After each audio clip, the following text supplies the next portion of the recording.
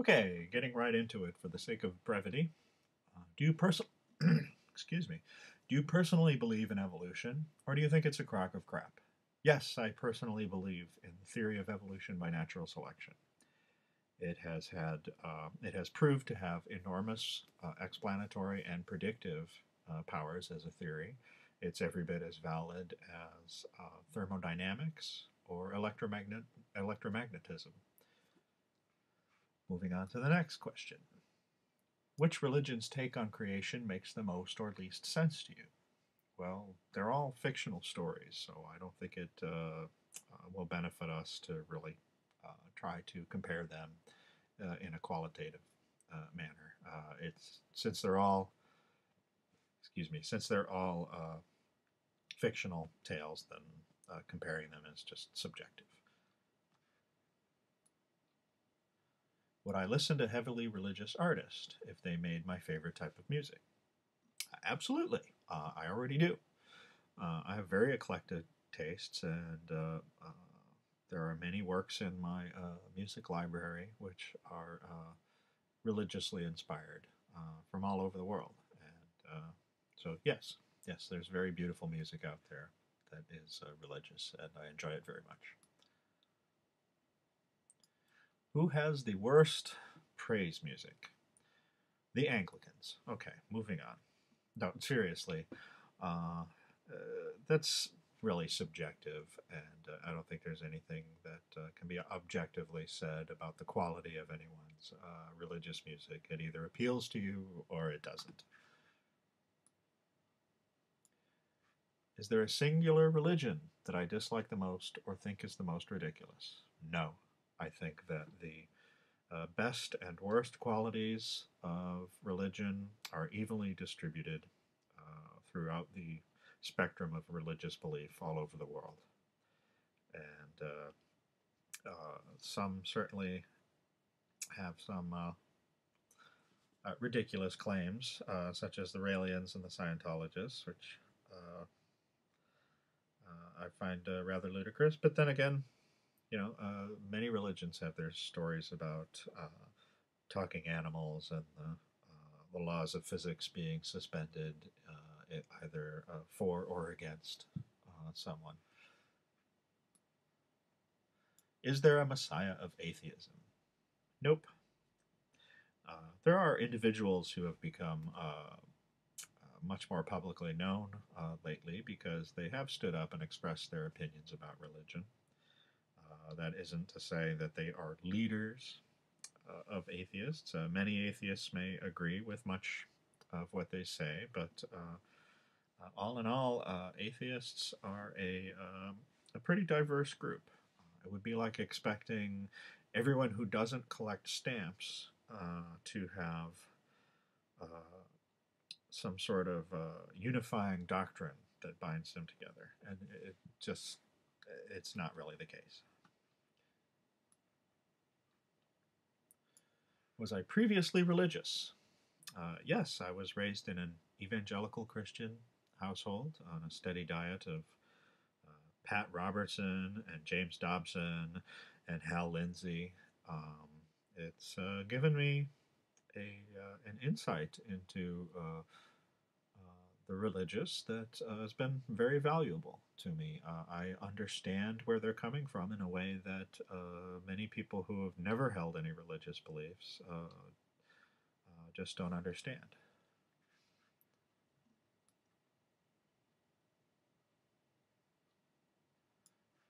I'm not sure if this is a serious question or one of the humorous ones, but if I had to pick a badass deity from any religion, who would it be? Um,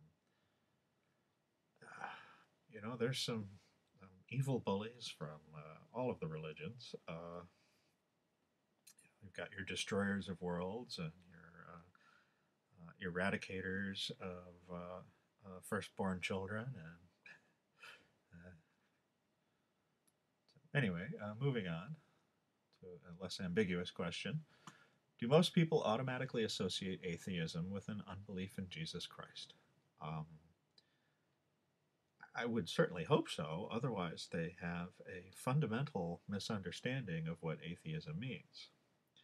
I believe that there was most likely an apocalyptic rabbi named Yeshua ben Yosef or Yeshua Nazarene who lived in Palestine in the early first century and was executed by the Romans for sedition. But beyond that, no, I certainly don't believe in the magical, supernatural,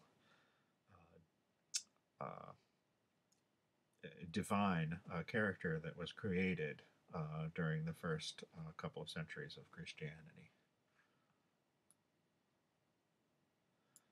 Do people I meet mistake me for a Levian Satanist? I have no idea. I don't walk up to people on public streets and say, "Hi, I'm an atheist."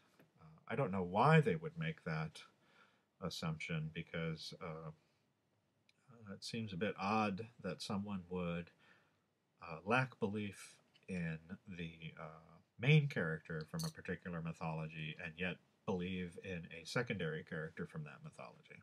So, so I have no idea, and my guess is that no, very few people believe that. Do I have religious friends, or have I dated anyone who was religious? Yes, I didn't just date her, I married her. We got married in 1995. We have two beautiful children. My wife is a Roman Catholic, and I love her immensely. Many of my best friends and closest family are religious. Actually, most of them are. So that's not an obstacle for personal relationships for me. Uh, Almost all religions have a world destruction then afterlife approach. Do you believe in the apocalypse slash end? I think that's what it says. It gets cut off a bit at the bottom there. No, I don't believe in any sort of prophesied end of the world that will be carried out by any supernatural agency as part of a cosmic plan. There is a chance every year that we could be rendered extinct by something like a comet or asteroid with an Earth crossing orbit. Uh, there's also the chance that we could destroy ourselves with our own technology. But those would be more natural and random than the supernatural apocalypse, in which I have no belief. What about the afterlife? What happens after we die? What happens when we turn the computer off? What happens to the images on the monitor when you unplug it?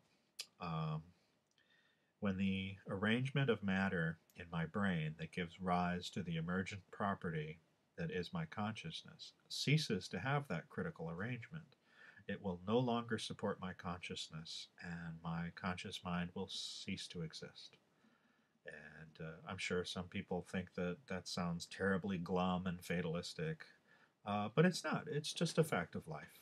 Life is impermanent, which makes it all the more precious and beautiful. And we should concentrate on leaving the world a better place for those who come after us. And we should hope that those who knew us during our lives will think that their lives were the better for having known us. We all exist because of people that lived 10,000 years ago who are completely lost to history. And yet we all exist because they did. And 10,000 years from now, barring our extinction, there will be people who are alive and living and loving and wondering at the universe because we exist, even though they'll have no memory of us. So life is a chain, and I think that there's a great beauty in that. Do most atheists... Oh, okay, that's a silly one. Let's see. From which viewpoint do you think most of the theistic versus non-theistic tension comes from? If you mean from which side does most of the tension arise, I'm going to go on a bit of a limb and say that most of it arises from the theistic side because many religions indoctrinate their followers to oppose what they consider to be wrong belief. Of course, that isn't just atheism. They oppose what they consider to be wrong belief in the form of other religions.